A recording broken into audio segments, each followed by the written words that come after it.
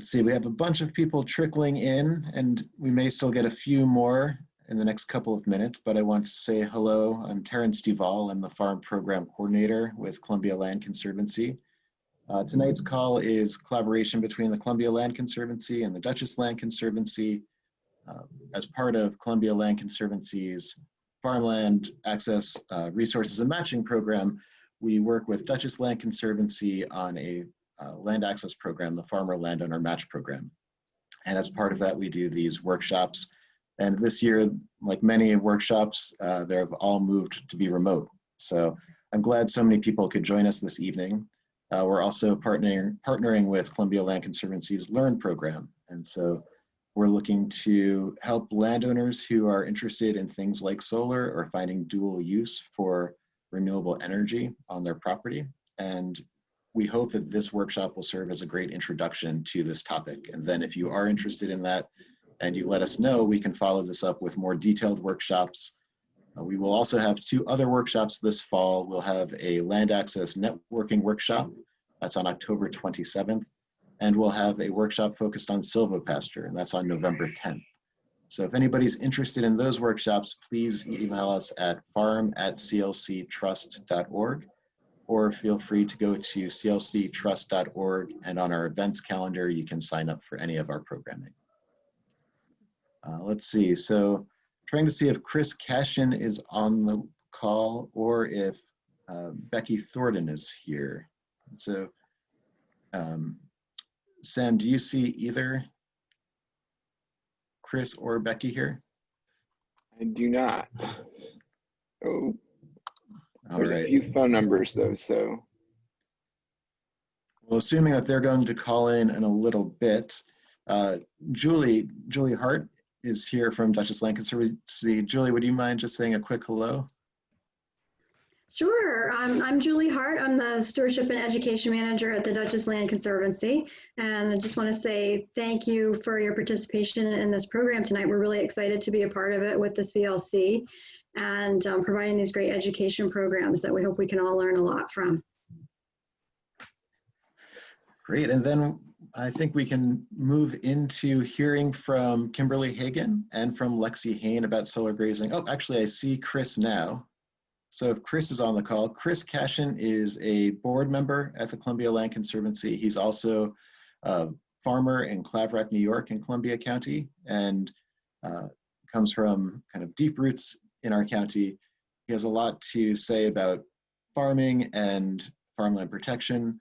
He also has his own solar array at his property. It's a smaller scale solar array, and as part of his farm operation, Chris uses his sheep or his livestock to graze underneath that. So Chris, if you're able to, can you unmute yourself and tell us a bit about your experience with solar and grazing? Hi, thank you, Terrence. So we have about 30 beef cows. We also raise pork. We raise sheep, but not in any capacity for production. I believe it was 2011, we joined, it was a state and federal grant process to put up our solar system. And so we have a 30 kilowatt, which is about 16 panels that are on steel posts that stand about 15 feet high. And it was actually productive farmland. It was a small patch that we grew strawberries on. Right on the road. And once we built them, mowing, managing panels, you have to be very careful because of the glass on the solar panels themselves. And so we have mowed them and we have grazed in between them. And it's been still good ground underneath it. It's always grown nice grass, so I can't say that the shade or anything like that has had a negative impact on the productivity of the land. So yeah, it's obviously the big concern you have is with large animals. We have a steel 8-inch, maybe 10-inch wide post, and the panels are the angle of the panel has changed over the course of the season 3 times. And during the summer, the panels are tipped more upright, and so the animals can get underneath them. During the winter, when you bring them this way, as the sun drops in the sky, it would be an issue with clearance, because now you're right in the zone of the animal. They're going to scratch against it and things like that. So if you really wanted to do a robust solar system for grazing, or you were going to use land like that, I would suggest considering the elevation, the lowest point during the grazing season, of how a good option for us, because they're shorter.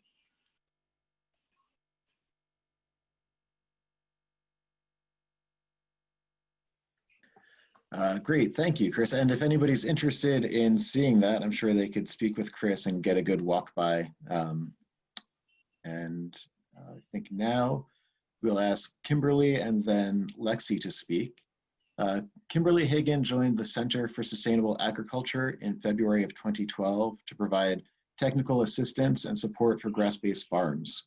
Kimberly spent several years working on all kinds of farms around the world, finally returning to Vermont, where she has been raising sheep, chickens, horses, and the occasional cow on her grass-based farm since 1987. And in that, providing agricultural education and outreach for NOFA to communities and to schools. Lexi Hain has been a farmer owner in New York State since 2005. Lexi started with a small homestead, transitioning to become the owner and operator of a specialty plant nursery, Mother Plants, from 2005 to 2015. After selling the business in 2015, she transitioned to solar grazing with sheep. Lexi started a solar grazing business in 2017, bringing on a business partner in 2018 and forming Agrivoltaic Solutions LLC. The grazing business currently manages 160 acres of solar arrays in New York State, and Lexi had co-founded the not-for-profit American Solar Grazing Association in 2018 with the goal of promoting best practices in solar grazing. So thank you both. I think Kimberly will speak, and then Lexi will speak. At the end of that, if there are any questions, you can put them into the chat bar. Sam Calhoun is going to be monitoring that, and we can bring those questions up at the end. You can also email any questions you have to farm@clctrust.org. So thank you very much. Kimberly, would you like to start? Sure. All right. Hi, everybody. Just a sort of a little update to it. Terrence was saying is, so I've been with the University of Vermont Extension at the Center for Sustainable Ag since 2012. And part of that, the focus of that work has, been getting more farms into the grazing systems and helping those who want to transition to make that transition or to intensify an existing. So solar arrays started coming up into that education effort in about 2017. We started seeing a lot of solar arrays popping up, and there was no regulation at that time, and there was a lot of dismay by the public because they were going on some of the prime ag lands.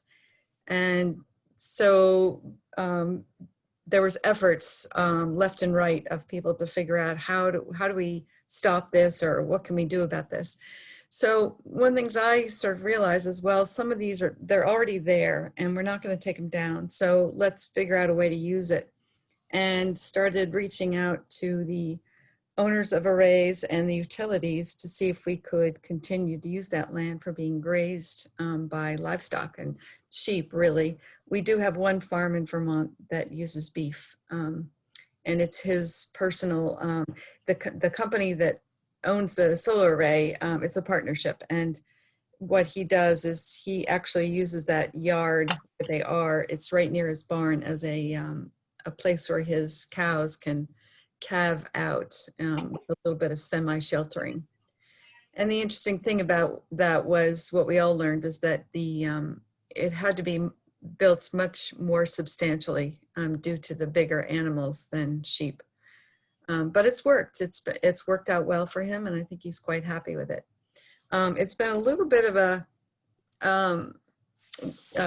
trick in terms of trying to find enough shepherds. There's a lot of people that would like to have grazing, but we, for most shepherds who are interested in doing it, they need to, and Lexi will probably speak to this, there needs to be, there's a minimum size that people are willing to transport their animals to make that worthwhile for the on the financial return that comes back for trucking their animals and getting everything set up. So I do have this one farm, which I'm going to hope we can show this film clip, a little bit of a PowerPoint and then a video. But this farm was bought by the previous owner had set up with a solar company to build a solar array up on the high end, the high field of this farm. And then it sold, and then the new owner, when she bought it, she wanted to she had to take on the management and maintenance of this solar array. And she wanted to do it with sheep. And the previous owner had done it with mechanical equipment. And it was a bit of a learning curve for everyone, for her. And I got involved with her and the utility company because they thought, oh, well, this will be great. It'll be for free. And we had to educate them that, well, no, this is still her time. She's a farmer and this is a profession and she needs to be paid for doing this maintenance. So it was kind of interesting to go through that process with them. And they finally came around and understood and said, oh yeah, okay, we get it. And now she does have a contract with them and she does it with grazing.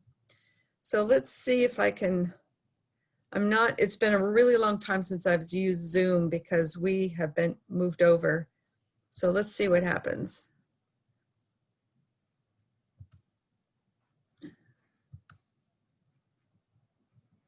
Does that show up? It does, yes. Okay. So the farm is up on the upper Connecticut in Barnett, and you can see the solar array. It's up on the highest point. It backs up to the interstate here, and then this is a slope down to the Connecticut River. And this is just a really nice picture of the sheep grazing. Let's see if I can. All right, let's see if the film.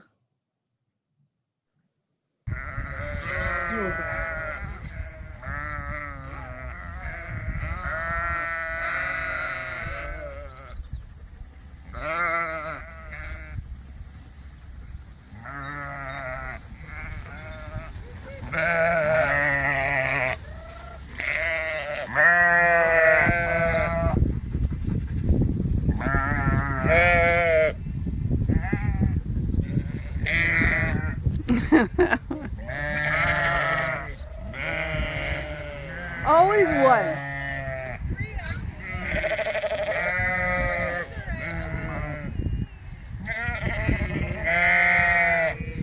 It's okay, Iris. Hi. Hey, Iris.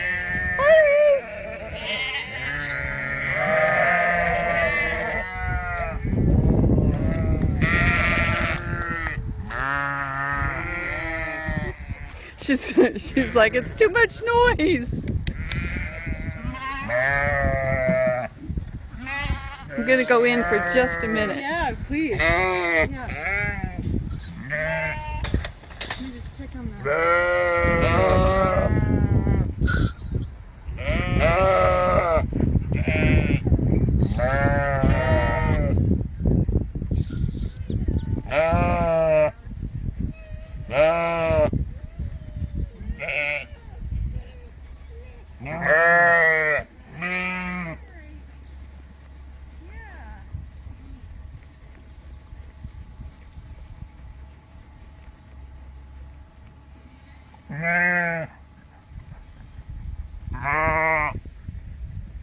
So under the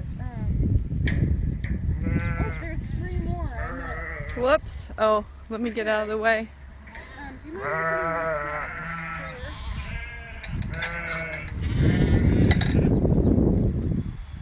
I'll close it once they're in, but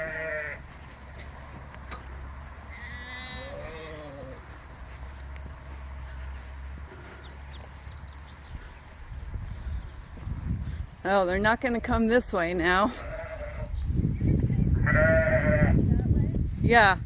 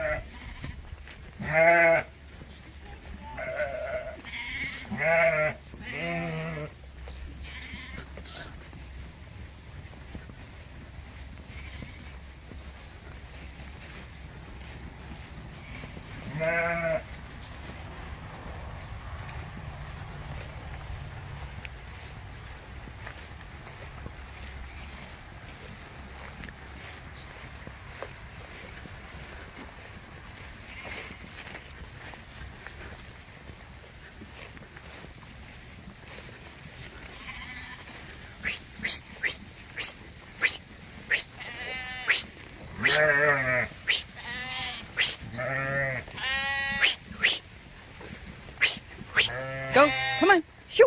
Wish. Wish. Come on.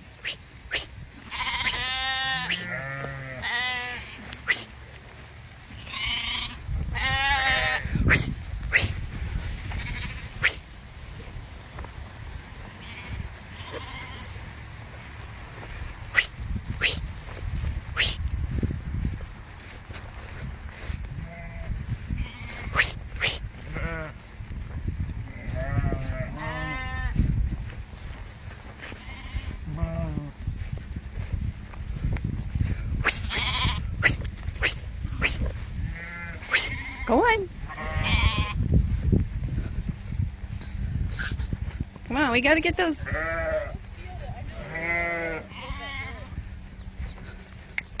So Terrence, I think if you wanted, you could stop it now. It's more of the same.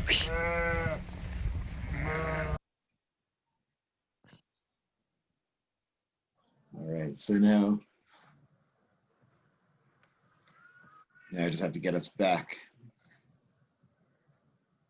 I think the important things to note there are that there is this perimeter fence, it's a 12-foot high perimeter fence that the utility, the solar company put in. And number two, there's a dramatic change in the vegetation since the sheep have been grazing it, and it's not being mechanically maintained.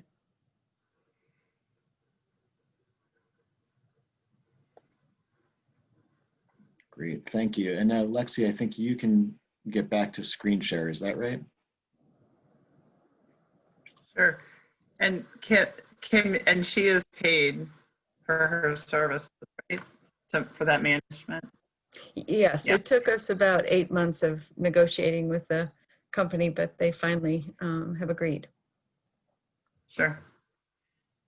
Sounds about on par. Yeah.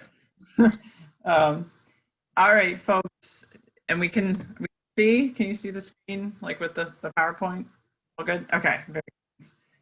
All right. So I'm Lexi Hain. I have a farm here in Tompkins County, west of Ithaca, and already been introduced. I've got the grazing business and which we call AVS, but Agrivoltaic Solutions, and I do a lot of outreach. My little pet volunteer project I started with some other folks 4 years ago has turned into a little bit more than that, which is a lot of fun. And see if I can figure out how to switch this. I put this slide in here to just give everyone like sort of the brief lay of the land, the snapshot, kind of if you're not really engaged or if you're not paying attention to all these details. Just the background around which, you know, solar, renewables generally with the legislative and government mandates, but also solar specifically is coming to New York. And these are just some trends. You can pull from SEIA has all the data on what the expected growth in pipelines are. And in this case, the New York Sun program, and, you know, NYSERDA keeps maps. But the general idea is that there's actually a lot more solar coming to New York. And, you know, then on the one hand, you also have something else, you know, the convergence of then, you know, farm viability, which I don't think I need to explain too much to this audience, that now more than ever, if you're paying attention, farm viability is threatened, many threats. And so we should just be very aware of that. There are some people writing papers, I can talk about that later, where solar is then part of the financial equation. Those papers are generally not out yet, but soon to be released. And like, just here's a snapshot at, this is the home farm here, and a little winter shot to show, you know, what I saw when I was selling my other business and sort of said, gosh, I need something else to do. This is kind of what I fell into, which was something to keep the farm a farm, and also to take, you know, in the end, take advantage of this opportunity, because even then you could see the pipeline coming, and I could see that other countries were doing this successfully. And, you know, Kim did a great job. Mostly I don't have anyone in front of me speaking, so it's great to have her, you know, you could be right there in that pasture with her, and walk over and be in what I just call the solar pasture, then get a sense of the scale, get a sense of how it works, some of the mechanics. But I'm going to walk you all through some of my day-to-day mechanics, as well as give you a sense of where other people are doing this. Because one thing, and part of the reason we founded ASGA was to say to anyone who was interested, hey, this is a practice that works. This is a practice that other people are doing successfully in other parts of the world, other parts of our country. We just might not be aware of it in your neck of the woods. And what we wanted to see, since mostly we were farmers, farmer grazers, a couple of researchers at Cornell, and just wanted to say, you know, we really need to make, this is potentially a huge opportunity for people if you can see it that way, see it in those lights. So this is a shot at, by the way, at Princeton, New Jersey, and these are the modules move, and get into that a little bit. Okay, so just a little bit of this, which is, you know, the solar companies do rely on that steady flow of sunshine in order to pay their bills and check those boxes. And we're in the Northeast. We have to assume that you will see shade on your panels, and right quick if you don't have a management plan, a strategy for vegetation maintenance. The photo on the right is to demonstrate that, you know, mowing the alleys alone is not good enough, but how do you get under the panels? So, and the vegetation grows quite successfully everywhere. So having a plan that thinks about that. What we see is that sheep generally, you know, basically all sheep work with ground mounted solar. And this conversation is really just about ground mounted solar. It's not about rooftop. It's not about, there's all kinds of other stuff. Someone just sent me floating on, no, this is ground mounted solar. And the sheep have both a behavior between their size and their natural behavior. They're just well suited for solar grazing.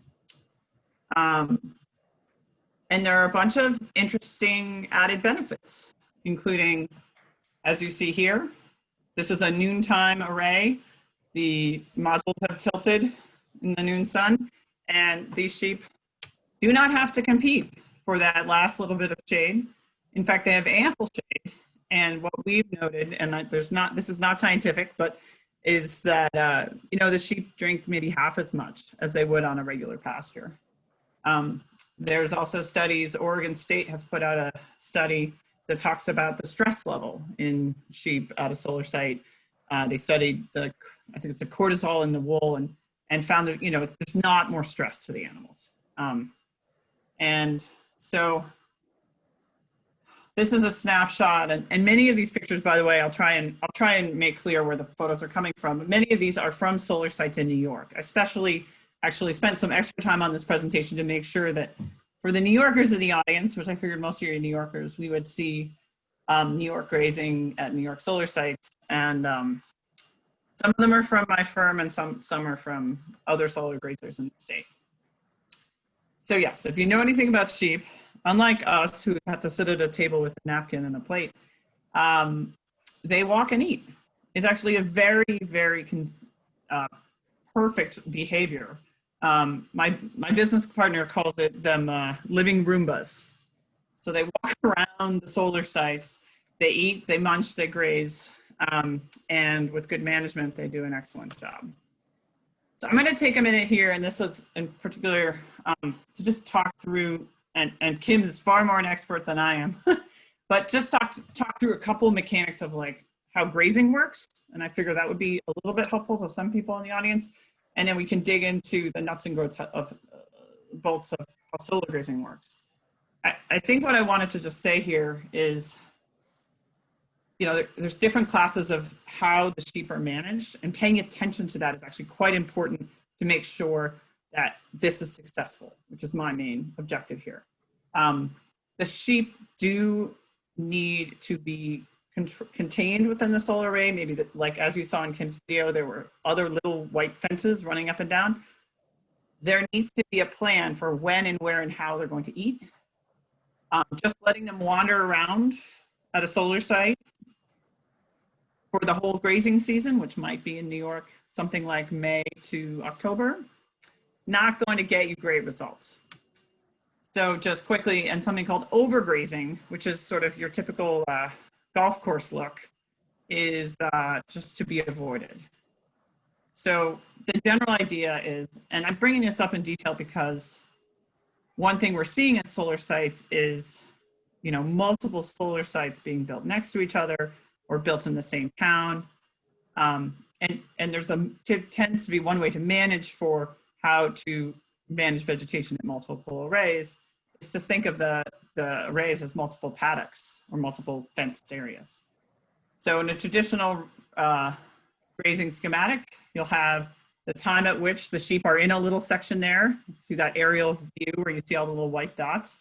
That's where the sheep are. They might have been there for a day, and then they're going to be headed over to that bright green strip to my right. And, the grazing manager is going to say, okay, I'm going to make sure the grass is so low, but not too low. I'm going to make sure I have the right number of animals on here, and then I'm going to give it some rest, which this is all just me have to kind of just plan for. So Lexi, just quickly, golf course. Yeah. Just to say that because sometimes some utilities and solar arrays do want it grazed down to a golf course, level, which is not ideal, but we can make that work for the sheep and them if that's what they want. If you, it is harder, it's a little bit harder and more complicated. You would divide your paddocks up even smaller, confine them to an area so they had to eat that area down and then move them. So you'd be moving them a lot more frequently. And then you would not come back there probably for 40 to 50 or 60 days because you really want to avoid parasite issues. You might even want to say 70 days. Mm-hmm. Absolutely. So just quickly, avoiding overgrazing is just something I note because, among other things, in terms of like all the other benefits that grazing has for soils and biodiversity, you lose that if you just kind of mess up in that one little area. So we're going to focus on now best of, which is solar grazing is something called conservation grazing. And in fact, a couple of the very largest now solar grazing firms, people have contracts to graze as service providers in areas where there were delicate ecosystems, such as like the Everglades, just areas where, livestock did a better job than any machinery could be. Little definition there. We don't have to read this all, but the general idea is that you end up with a net of higher biodiversity and you set a goal around improving and maintaining, wildlife and plant habitat. I see, and Kim, I spend a lot of time at solar sites. They are often teeming with wildlife. It is loud in there most of the time because there are so many insects and birds and I've got to put my headset on if I'm on a call. Can't just talk like on speaker. So just if you're thinking about this from a whatever that is, a bird's eye view, you will want to consider solar grazing through its best lens, which is sort of a conservation grazing set of goals. And it also, by doing this, you also balance the main competitor to grazing management is landscapers. So when I go up against people in for contracts, I'm most of the time going up people with lots of lawnmowers, lots of different kinds of lawnmowers. Last thought here on conservation grazing is, that the livestock are seen as better, improved. And the whole idea is the ecosystems are more alive. And if you really study conservation grazing, fire is used as a strategy. No one should be using fire on solar sites. So let's just rule that out. But haying is possible. I really think it's a question of how the wiring is handled. And it's also a question of what's the terrain. These particular set of photographs were taken at a 200-acre solar site in Ontario, and it's flat, and the wiring is set up in a way that this farmer, he's a full-time solar grazer, that is his family's business. They raise sheep full-time. He is able to help balance the management of the site by taking at least one cut of hay off the majority of the site every year. So that way he's able to fulfill his grazing contract with the solar firm, but also he moves the round bales home, and it's a feed supply for him. So the other thing I'm going to bring up is the fact that there's also these other thoughts in grazing, and don't worry, I'll get past this stuff, but the idea is that there's targeted grazing and also contract grazing. This photo is also at a solar site in New York. I just thought I'd show you. It is. I really want to point it out because here you have the solar array owner agreed to put in interior paddock fencing. And I have to tell you, that is the path forward. If you are working with municipalities or what, I don't know in what context all of you might be working, but boy, that really does give the grazer the best flexibility, the best result. And then the solar owner, the most degrees of assurance. So what is targeted grazing? I think that the general idea is just you have a set of goals and objectives. And so in this case, I work with the different solar firms we have to say, what are your goals and objectives? Are you managing for butterfly habitat as well? Are you managing because you want a beekeeper on site as well? Do you just want shade off the panels?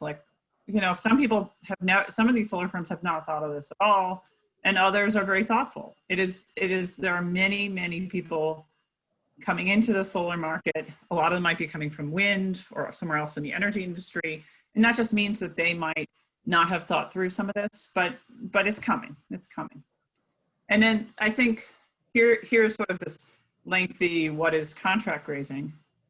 I think I just want to say, and we do have on our website sample contracts for grazers. They're free to use. They were developed with a number of solar grazers donating their contracts, and with Pace University Law Clinic, who sponsors us. The idea is that this is like a formal arrangement. It might be for one grazing season or 1 year, usually is how I do it, or it might be for 5 years. And dollars are exchanged, and that is something that, as Kim pointed out, can be, especially with some firms that might not be familiar with it, that can be a little challenging for them at first. But then I think many of them warm up to the idea when they suddenly realize, the landscapers are not going to be free either. So they come along. It works. So I'm going to sort of segue here into looking at this as a business opportunity. These three folks are all actually New York farmers and on my board. And hopefully there'll be many more people like this soon. We'll see. This is an example of a farmer in Pennsylvania, and they're a great example of who I'd love to see getting into this business. They are really experienced with raising a couple breeds of sheep. They sustain, most of their income from farming, but also from things like teaching classes. They teach ag educators about raising sheep. They have a secure contract with a local university to graze their a subset of their ewes, the females, on that array every year. The university actually supplies a veterinary student to watch them on a daily basis. That is a photo of that array. It is in northern Pennsylvania. And from there, they've started having many other calls with solar developers and many other contracts. So it's proven to be a good business for them and another source of income. Here's another example. This is a farmer in New Jersey who had I don't know if you ever have herding dogs, but had a couple herding dogs and she bought about 9 or 10 sheep to practice with. And it kind of spun a little out of control, because I think she's up to 750 ewes, and she built 2 new barns in the past 3 years. She grazes, the picture on the front's actually at Princeton University. And what you can see is, you can see the picture at the top. These are all kind of sites where you can see where you were using mowers, or if you were using herbicides, which I don't see an herbicide dominant regime much being that likely for projects in New York, but I have seen a lot of herbicide use at sites in North Carolina. But I'm just sort of saying, this is something where this grazer has turned it into a full-time business and manages multiple solar sites. Most of the time you talk to her, she's not in the lambing barns. She's checking all the different solar sites where her sheep are. And she's also in New Jersey, which is close to a lot of markets. For the lamb. This is my grazing business. Don't need to give it a plug, but I'll just show you. I include this picture in part because this is just a great aerial view, again, to give you a sense of scale and fences. The perimeter fences are absolutely essential. They're also part of every solar site. That's a national energy code requirement. And most of the fences are 6 or 7 feet tall.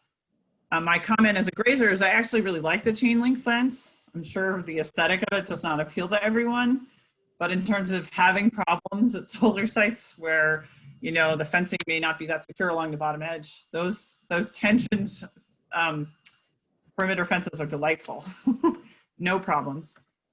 You can actually see the picture in the middle. I'm putting up some more electronet.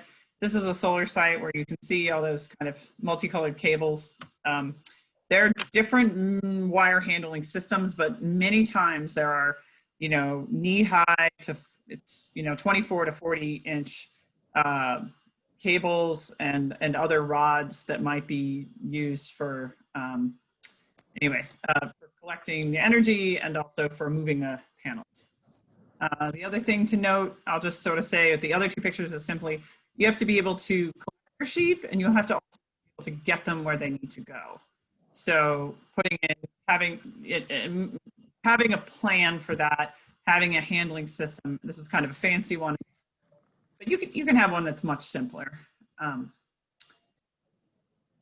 And in terms of business opportunities, these are some folks I just have to point out, because what a lot of these, in my experience, what a bunch of the solar firms also like is to pick up the phone once. If there's a problem at the solar site, they just want to make one phone call. So what Carolina does is they actually are a full service operations and maintenance firm, and they do all the electrical service work. And then they also do all the vegetation maintenance. And they do it all at the community scale solar arrays in northern North Carolina. So community scale, I'm just going to define it. In New York, there's an official definition, but let's just call it like 60 acres and less. It's actually more like 100 acres and less. The definitions of all these things change. So to give you a sense of where solar grazing is happening, this is a map I created. I actually created it, about, I probably updated this about in March. But to give you just a sense of where solar grazing is occurring and where it is, probably starting. Many states are doing it.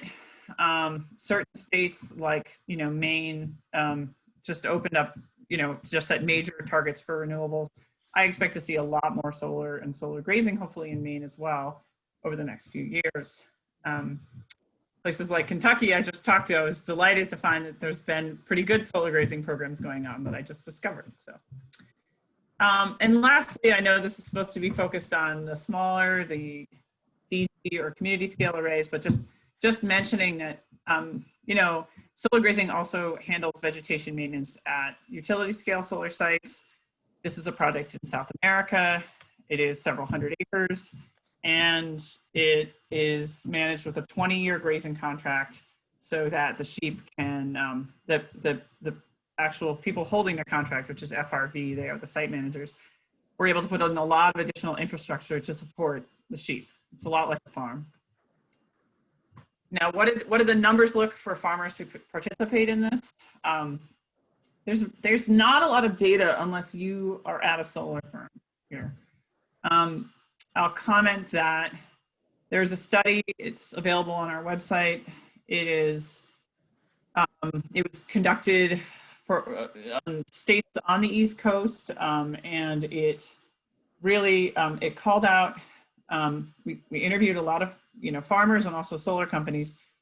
The directly contracted means that the farmer grazer held the contract directly with the solar company. Subcontracted means there was someone in between. So that someone in between often is someone who holds maybe higher levels of insurance, or perhaps is a landscaper who might also do some supplemental mowing, something like that.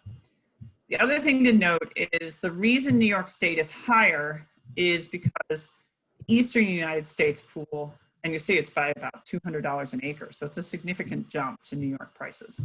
And what that simply is a reflection of the fact that the sample set for New York State was all the DG, the community scale solar sites. So we're talking at this point, actually, it's all, those are 30, 20 acre solar sites. The Eastern United States included a number of sites in places like North Carolina that have 100 and 1,000 acre solar sites. And again, there's a full report available online, and yes, there needs to be more reports done like that. I kind of spelled out, like, how does this happen? How does solar grazing, even occur if you're me, if you're trying to get on a solar site and you want to get a contract and you want to get paid to graze? So I just I spelled out what I thought worked, which is basically you've got to get your contract, and then sorry, my children are here. You need to then create something called a grazing plan, which again, Kim can speak to you probably more than me, but the idea with grazing plans is that you're trying to judge and rate how much food is available, sheep food, and how many sheep you have and maybe what kind of sheep you have, and then make a plan. Every spring, once I have my contracts lined up, I go out and inspect the sites. I might put in more interior fencing. I might check, you're checking all kinds of things. Is there some little erosion problem over there? Is there something involving, is the perimeter fence still in good shape? But definitely the spring site walks and the follow-up work. Then I typically sort the flocks. You might want, say, mothers over here, maybe you're weaning at this time, and you might want other groups in a different direction. So you move, and then I sort, divide, and send them off to work. I say this is their paid work. And then over the course of the season, I make adjustments to that grazing plan. Okay, look, it's getting dry. I better move the flock. And you are monitoring, and you are there a lot. I would say, and sometimes I'm there every day at the different solar sites, and sometimes it's every 3 days. But it's a real thing. And it's actually a nice thing when you're making your sales pitch to the solar firm. You are there far more than anyone else. And so it's another sort of safety benefit for them. Like those electrical service technicians, most of the time they're there maybe twice a season. And then in the fall, I brought some sheep home 2 weeks ago. You start bringing the sheep back. There's not maybe as much forage out there, but you do need to have a plan for where to put the sheep in the fall. Some kind of winter housing if you're here in the Northeast. And as the season wraps up, hopefully you've got your last payments in, and then you're ready to negotiate for next year. Here's some photos I think are pretty neat of a farm I visited in Ontario. This is a different solar grazer. This speaks to the farm viability side of all of this. The whiteboard here shows his pasture rotations. And what you can see on there is just, there's Wally's, there's Nelson, and there's solar. And so what's neat there is that he does have his planned rotation and he moves them on through, and the solar site is just part of a larger grazing plan for him. I wanted to just say here are two, Rocky Mountain Institute, Katie Stegner, and IEER, which is an institute in Virginia, will be putting out reports on solar, farm viability, and agrivoltaics, theory all in 2020. Okay, I'm going to shift gears a little and just go through a couple details around what it looks like and what you need to have in order to get the system to work. You basically need to break up these solar sites into smaller fenced arrays. One way to avoid doing as much of this is to have a bigger flock that moves from solar site to solar site to solar site. That's another way to manage it, but you need to at least have some interior fencing, I think, or the ability to put some in. And that's sometimes electrified, I should just say, and that picture at the bottom, that does not interfere with the solar site's, the solar plant. You can also have an electrified interior fence, that's fine. Just some of the fun mechanics of catching the sheep. Okay, it's time to, come on home, ladies, or wherever we're going next. So having the ability to have some catch pens. Most of these solar sites are designed, I'm not going to get into all of it, but they're designed in ways, so there actually are empty areas within the fenced array, which I love because that means I can pull my truck and trailer right in and I can safely unload. I'm not stressed, I can shut the gate, the sheep are out. So there are these sort of empty spots, and there in another solar array, I don't know if I have a picture, I keep a permanent handling system in the larger solar site in one of these sort of empty blocks. And yes, sorry, that's my herding dog in action. Oh yes, and you get to buy extra herding dogs for this. It's really fun. Okay, water. This is a big one. So, in the spring and fall, and especially like I said earlier, the sheep tend really to get a lot of their water from the forage. But depending on what kind of sheep they are, like if they're lactating, if they're nursing babies, or if it's just a dry year, you as the farmer need to have a plan for hauling water. Now, since I just told you that most of the solar in New York hasn't been built yet, that's another thing where I would suggest that having a water supply for the farmer, if you intend to solar graze, is really important. It can be a well on site, it can be a municipal water hookup, it can be a convenient agreement with, someone right next door. But it's not, New York doesn't see too much of selling off water rights, but I just noting that you do drink water and will need it. And in terms of driving costs and also factoring in efficiencies, water is key. The other thing I've seen a lot of in this trend recently is this wildlife friendly fencing. I gotta say, it does nothing good for sheep, because what it is they raise the bottom edge of the perimeter fence to allow creatures to go back and forth. But as far as I'm concerned, what that means is you've got coyotes and you've got dogs and they will cause incredible damage to your flock.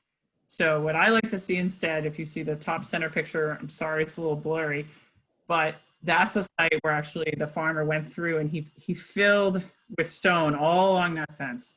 Now he's in an area with high coyote pressure. So that's what he felt he had to do. I have not had to do anything quite so drastic. The picture on the right, it might be hard to make out, but what that is that's an agricultural fence that in certain places it was too gappy to the ground. So I had to go back through with woven wire fence and adjust that. Again, as this all scales, that's a lot of extra work. So having a tension bottom edge on your fence, making sure there's no gap there to the ground is important, or even burying that perimeter fence a little bit. You can also see on the left, there's a picture I snapped a couple days ago at a solar site where the gap at the main gate was pretty great. So I used the classy farmer fix of hog panel and zip ties to make sure that the sheep couldn't just walk out when they felt like they were out of forage or wanted to walk up the road, for example. So that is a thing. You know, you've got your sheep, they're on a solar site. That one's 5 miles from my house. The other one's 7 miles. I have to have total peace of mind that I'm not, you know, that they're safe. I can't actually say the example sequence. Okay, so this is sort of an example sequence for thinking through as a site is being constructed. We don't need to dwell on this too much, but basically there's some best management practices that you would be doing if, say, Kim, what if we were leasing a pasture next to my farm? You would still want to do some of these things. You'd say, I want to do some soil testing. Let's pick a seed mix and a planting plan. A lot of the traditional, you know, pasture grasses are going to work fine at solar sites. They're not going to cost significantly more than whatever the solar firm probably has planned. And they'll do great. You just have to watch the height. That is something ASGA has developed with some help from a couple folks at Cornell Animal Science. Definitely want to give them credit. And Ernst Conservation Seeds. We developed this thing called Fuzz and Buzz. It's a seed mix, and there's a standard one, and then there's a kind of a premium one with extra flowers in it. And the idea is it's friendly for solar sites. It's low enough growing. It's got it healthy for the sheep, and it's also got enough flowers and enough that respond well to grazing, so they rebloom, that a beekeeper would be very happy on sites. It's really a template, and it's the first of its kind that was sold this year for the first time. But the idea is, I'm not trying to sell it, I'm just trying to explain it. We came up with something because there was nothing out there. So what we wanted to explain is a nice mix of grasses, some clovers, and some other flowers should work well. Just have to watch the height and maybe make some adjustments for your region. And I think I would add just that, you know, really for sheep, one of the nicest things about this is that there is such great variety.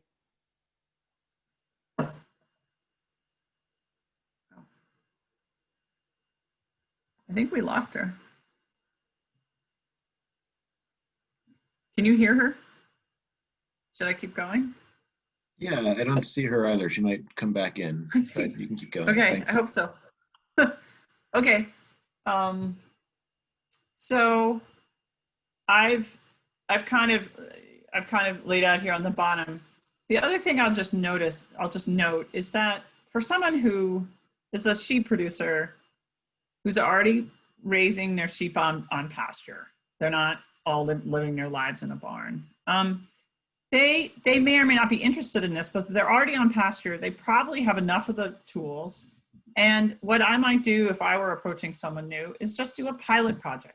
You've got a new solar site. Let's do a 1-year project on a 10 or 20 or 30 acre site. Let's not start with the 300 acre solar site. Let's start with something that they can scale up and we can have success. So just saying that, you know, hopefully we're going to develop some more mentoring. Hopefully we're going to have some more resources for people. But just for now, the key to success can be pilot programs, and also just starting at a scale that people can do. I just wanted to also mention this solar beekeeping. The sheep and the honeybees, I think, are very compatible. There are a few the Center for Pollinators and Energy has some guidelines around that, and I expect more to come out. We are actually working on some more. And the thing I wanted to mention here, I'm not sure that's that easy to read, but is that you can set up something, the bee yard can be set up at a solar array. I encourage people to put the bee yard right outside the perimeter fence. Often these solar firms have leased additional acreage. And there's usually a number of places that a beekeeper could pick from. What I'm finding when I'm talking to beekeepers is they're often interested in more places to keep their bees or more options. And solar is a good neighbor when it's managed this way. There's little to no, usually no herbicide use.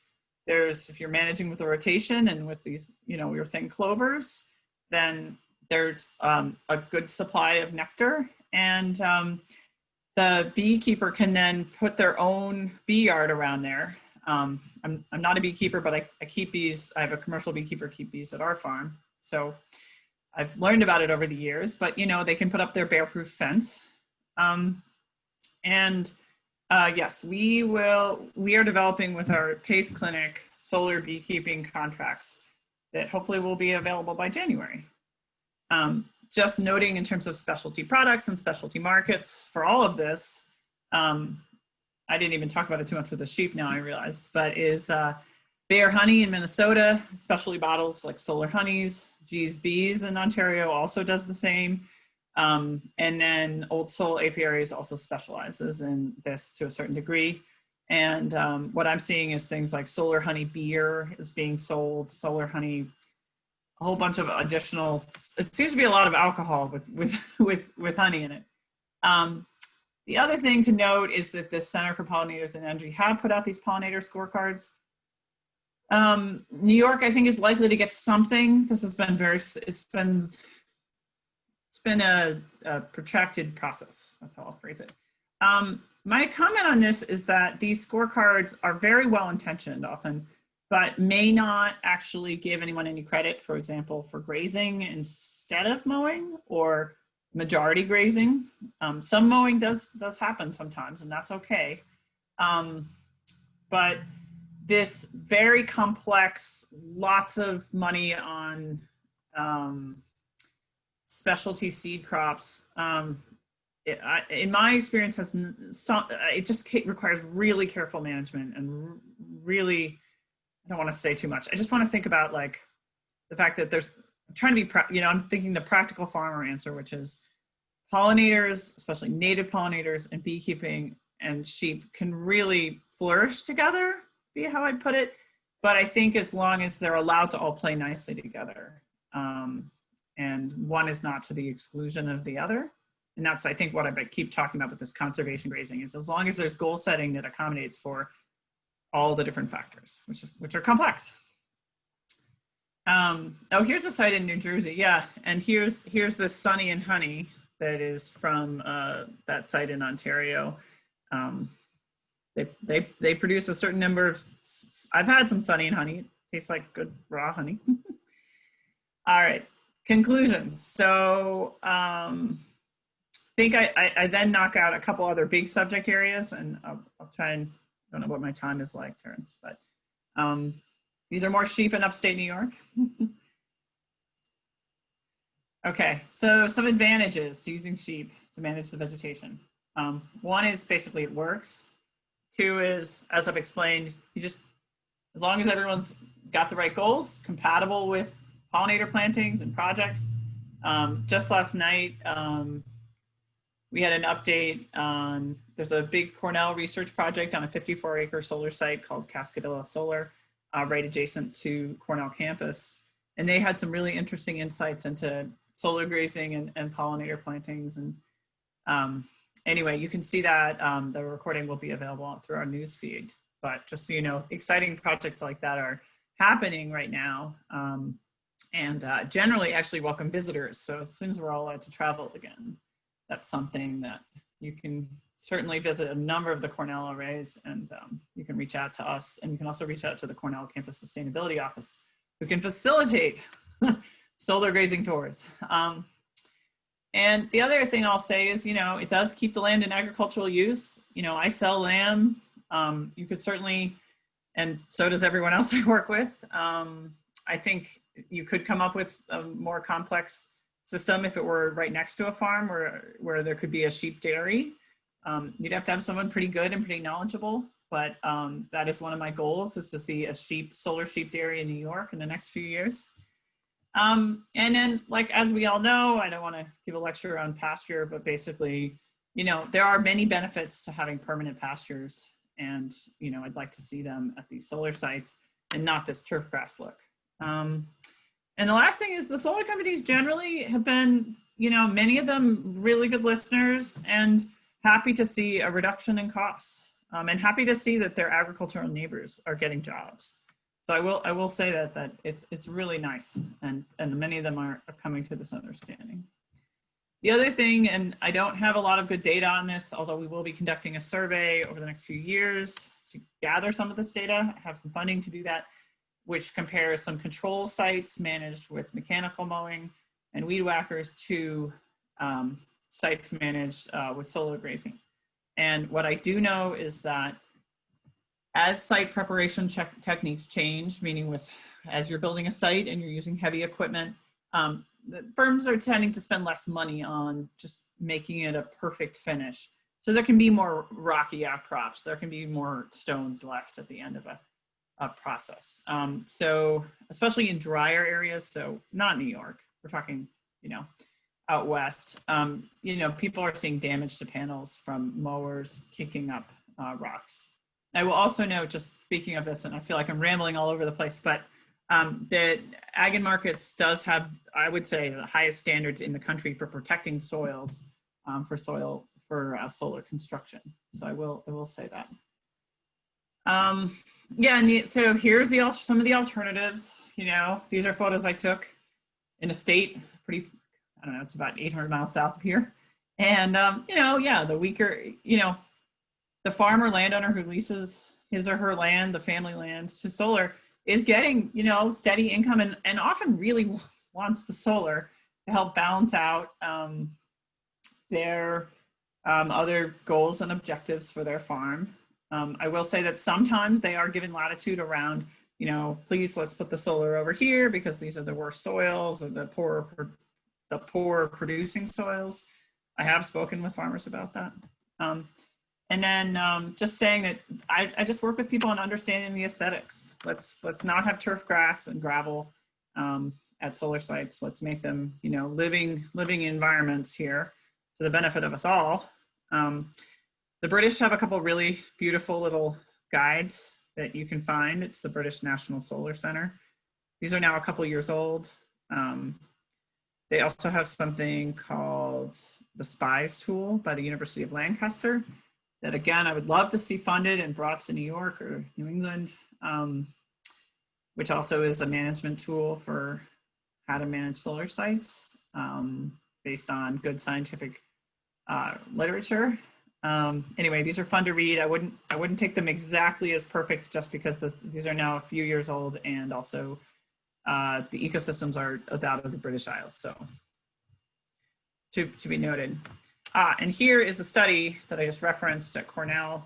Again, the recording will be available at solargrazing.org on our newsfeed fairly soon, in the next week. And there are 2 different entomologists on the project, 1 soil scientist, an agronomist, and then animal science with Mike Toney. Really a great project. So just got a good update on that.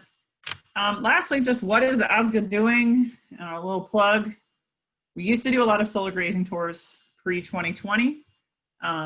We are hopefully going to start offering virtual ones in 2021.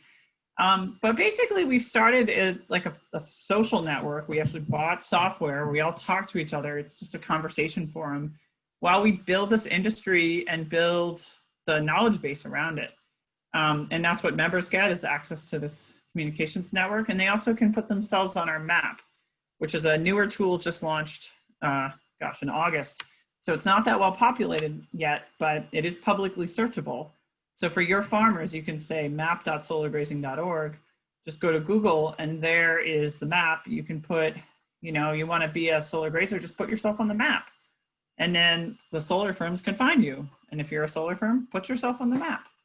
So got all these things kind of going, an endless amount. But the last thing is these free monthly calls. You're welcome to join those. You just have to sign up on our calls page. So I don't know how I did on time, Terrence, but pretty good, pretty good. That leaves just a little over 15 minutes for questions. Thank you so much.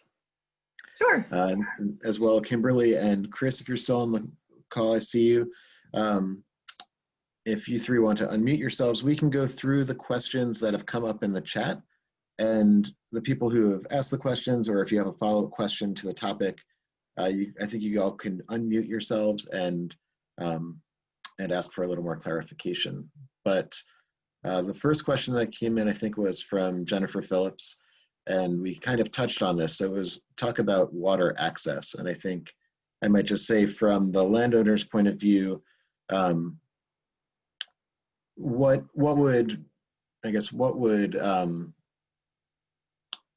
you consider adequate water supply to make it convenient for a sheep farmer?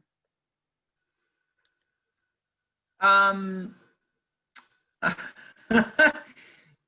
not a well expert, but I would say something like you'd have to be able to pull a truck up and fill like the standard kind of water cube or water bladder, and maybe put,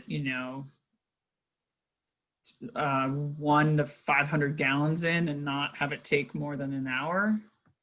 You're trying to fill, I do have another trick, by the way, which is I stick in the spring, and it buys me extra time. I do stick all the water troughs under the leading edges of the panels so they collect water. And I do know of one farmer who's gotten permission to put PVC pipe cut in half under in between the modules, and like collects it all. But anyway, I would say you'd have to just calculate it. Just be scientific. Like how many sheep am I going to have in here at a maximum time, and then look at if it's going to be a well on site, how deep, what is the pressure, that kind of stuff. Okay. Thanks. And then Lisa had asked about predators and guards, which you also touched on, Lexi. Can you give any examples of predator pressure you faced? Have you had to adjust your practices against predators? No, but I will tell you that there are some. You saw in the Carolina Solar Services the little donkey in the front next to the truck? Yeah. A lot of solar grazers can opt, you want the option to opt into a guardian animal. The donkeys are nice because, you don't have to feed them. But I do know people who use guardian dogs. They use them at home and then they bring them to the solar sites. The trick with that is you just have to set up a feeding regime that, once a day, you got to feed the dogs. So I myself have tried really hard to fix fences and not have to deal with dogs on solar sites. I do offer a training. This is just another little tip. Whenever I have a contract with a new firm, we'll offer a training, say for your technicians, just to meet the sheep. I call it meet the sheep. And we go and we're like, here's the sheep, here's the locks, here's the dog, here's the ram, maybe watch out, like whatever. So I try and definitely be really friendly with the electrical techs, as helpful as possible, and build relationships with them, because we both help each other out. I find their drill on site, or they let me know that they saw a problem. So like I said, they're not there very often, but it is good to do that. So yeah, predators in New York, just get good fences. Great. Alana, I believe it's pronounced Alana, asks, what is the height of the panels at the lowest part? And is there any special netting under or against the panels? No netting, and no standards either around leading edge. I call it the leading edge of the panels. I actually pulled that slide just for this presentation. So in upstate New York, with the fixed racking, which is like what's behind me, the stuff that doesn't move, tends to be 36 inches, but even within one solar site, it's going to vary because of the contours of the land. So what I've seen is, depending on the very hilliest sites, and this year I picked up 2 solar sites that are on insane hills.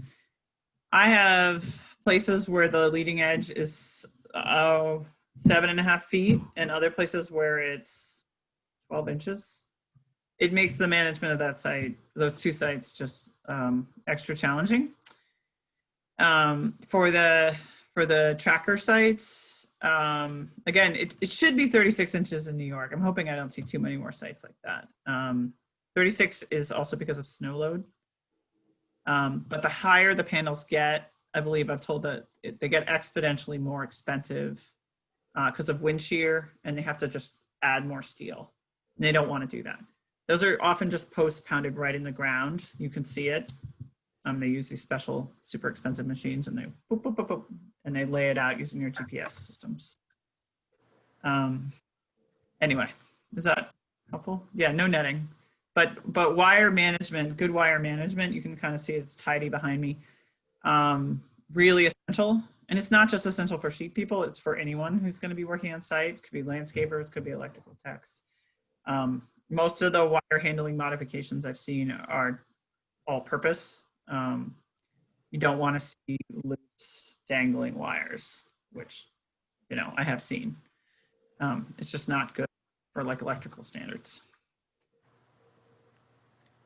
Great. Thank you. Sure. And Susan asks, how much pasture land do you need to make this work? And if you own land but don't have sheep, how might you fit into this picture? So what's your business model like to get this going? Good question. One thing I would say is you'll want to do like enterprise budgeting.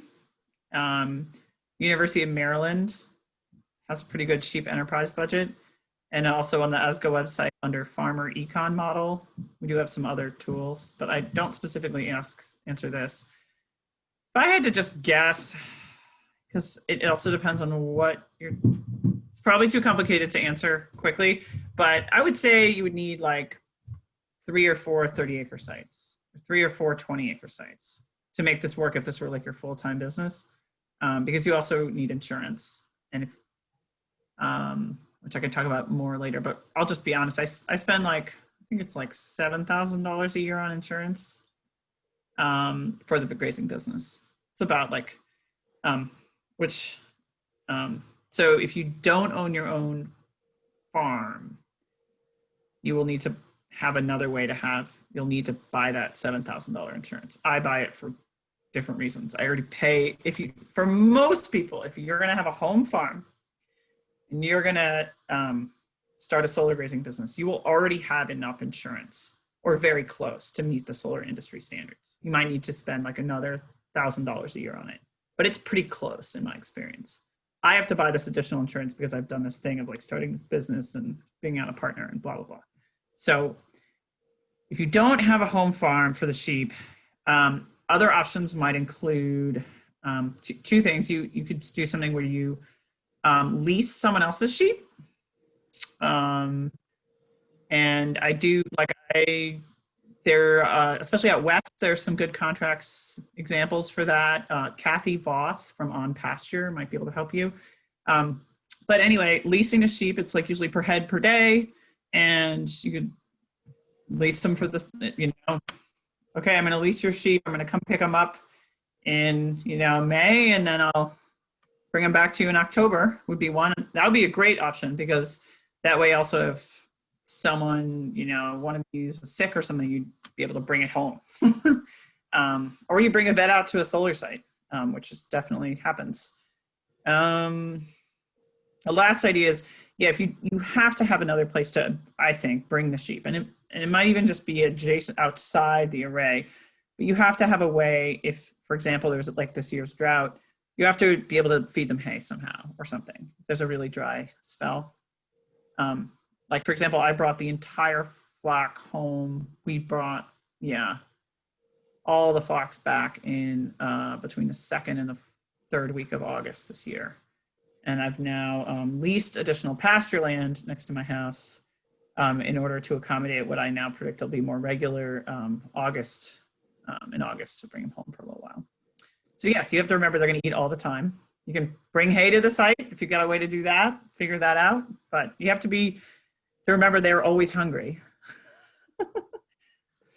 And actually something you said there made me think of your slide that looked at the kind of the rental cost per acre versus the expenses for the farmer. And I was wondering, something like that, or something like transporting the sheep more than you had originally expected, does that really eat into the profitability for the farmer? Or did the expenses that you described, those figures take into consideration moving the sheep around? The figures did include some time and such for hauling. It's been like 3 years since I've done that study. What I saw is I just had additional upfront capital because I'm like, oh, like you need to be able to haul whatever number of sheep and you need to have the flexibility to go, oh, I've got to move them and off the solar site.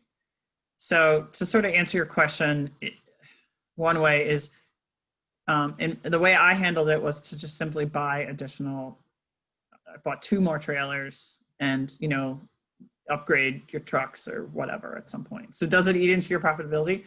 Well, if you're growing your business, yeah, you're always reinvesting in it. That's the fun farmer way, right? If you're paying someone else to haul, and there are definitely livestock haulers in New York, that might be the simplest thing to start. You just pay per loaded mile and do that. And just budget, you might want to budget how to do that. Do you get, Small Farms Quarterly? Oh, I'm trying to hold this up, you can't see it. Small Farms Quarterly? Small Farms Quarterly? I do not receive that. I do. Oh, sorry. Anyway, Small Farms Quarterly is put out by the Cornell Small Farms Program, and it's often in your country, folks. They have had a multi-part series on solar grazing written, and this particular one goes into all the details of the dollars. Just came out October 5th. So if you want to do like a more in-depth look at this, I do recommend. I think they put it right on the Cornell Small Farms Program website. You just download them. They're doing a 3-part series. They were also all in on Pasture. These are reprints. Great, thank you. Jennifer also asked, if a producer's goal is prime grass-fed lamb, do you think there are trade-offs with managing for pollinator habitat? Of course, there's probably some trade-offs. Really depends on what your site managers want in terms of their pollinator habitat. That'd be my response. Like, do you need to have something where the sheep can't get on there until? I think it's somewhat unworkable if you have a situation when you're like, oh, the sheep won't be able to get on there until August because you've got to wait for everything to bloom. That's also not going to work for the solar company because you're going to have things that are too tall too soon. So I think in New York, we're going to be okay and figure it out. I would also say that those plant lists, the plant lists just need to, know what they seeded and just make sure there's nothing too toxic. I mean, usually not, but it's worth looking at. But yeah, if you wait until everything's really stemmy, yeah, might not be great. That's why I kind of push the honey production instead and the clover mixes. The thing that actually worked really well, and they just frost seeded it at the Cornell experiment. Also, they just did that King's Agri-Seed clover pollinator mix. And that's been working well for them. It's only 1 year, 1.5, but yeah, that's what, coming up with what the goals are. The other comment I would have is, it is complex to come up with when are you going to lamb? Are you going to lamb on the solar site or not, kind of thing. A lot of people don't lamb on the solar sites, but I know one producer, actually more than one, just happy to lamb on the sites. So depends on your production model and how many lambs you're trying to produce a year, etc.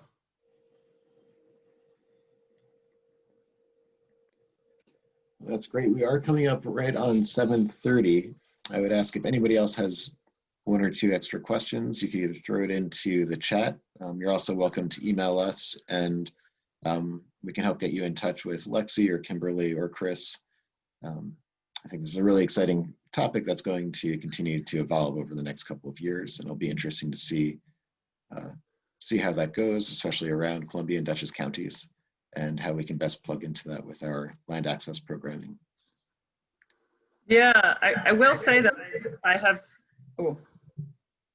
I'm really hopeful that, and I've had a bunch of conversations with like National Young Farmers, and North Carolina has a program that I just love.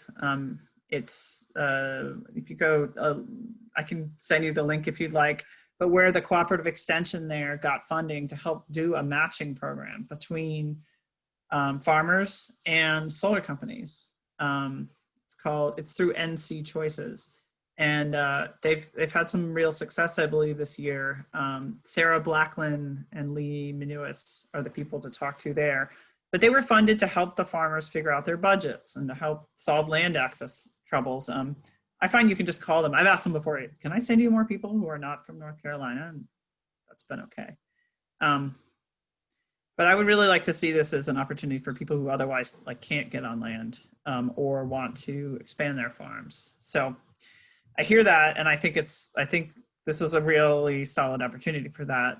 And what we need in New York is a program to fund that more securely.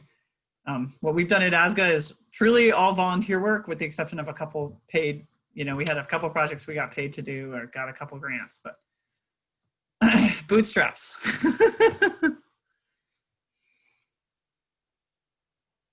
So thank you. Great. Well, thank you. Thank you, everyone, for attending tonight and for learning with us as we learn how to do these workshops through Zoom. Please be in touch or look on our website for future workshops. And yeah, just thank you all for joining us and for this opportunity. Thank you so much for having me. Thank you. Have a great evening, everyone. Thanks a lot, everyone.